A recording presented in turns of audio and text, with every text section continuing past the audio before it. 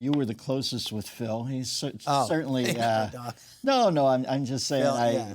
I love to I love to remember how funny he was, and obviously there's the sadness. But oh man, when you and he would do those old Hollywood characters, I would just sit there and marvel. Tell me about Phil Hartman.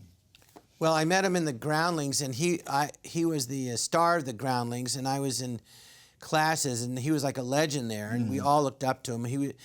I was a messenger, and I didn't have any. No one had any money except Phil. He had a real job. He had a house, and he was the best improviser. I mean, of anybody.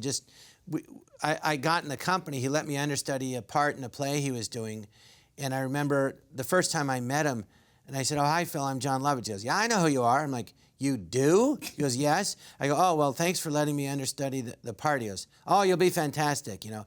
And he walked by me. He was in costume, like he looked like Humphrey Bogart with the trench coat. Detective guy. Yeah, Chick Hazard. Olympics. Yeah, and that was the play that they were doing called Chick Hazard Olympic Trials. It was in the summer of '84. Right. And he walked by, and I literally in my head thought, "Oh my God, Phil Hartman spoke to me."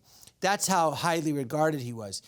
And because I got to understudy the part, I got in the Groundlings, and I was so grateful. So I was like a puppy dog, and he was like, 9 years older than me, and he was like the big brother I always wanted, and he was just the nicest guy ever, and we became the best of friends. Yeah, like brothers, and just the nicest guy, and just, oh God, he was so funny. And I remember one of the funniest things he did. We would do the show, and then we'd watch it on Monday, like over and over. So it was Nora Dunn had a sketch, Teeny Cafe. Teeny Cafe. And I remember saying to Phil, like, there was a picture of Halston. I said, "Phil, did you see the picture of Halston on Time Magazine?" A double. I go, you look just like him. So he played Halston in it. So Nora and I are singing, or Nora wrote, "Send in the Clowns." So and I'm like playing this French guy, Bob, this idiot, and I go, "Isn't it rich? Isn't it gay?" And they cut to Phil going,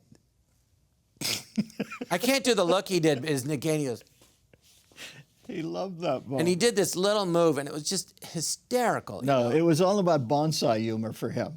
There's the broad gesture, there's the acting, and then he loved that little, he was so meticulous. I remember Phil would sit there with his binder. He'd be in 12 or 13 things. He'd open the binder. He had those color-coded plastic inserts, and he'd whip it open. Yeah. He'd have notes. Well, he used to complain. We were all trying to get into more, and he'd be like, "I'm in too much. I can't do it." Never miss a beat. Subscribe to Larry King now and watch new episodes every day.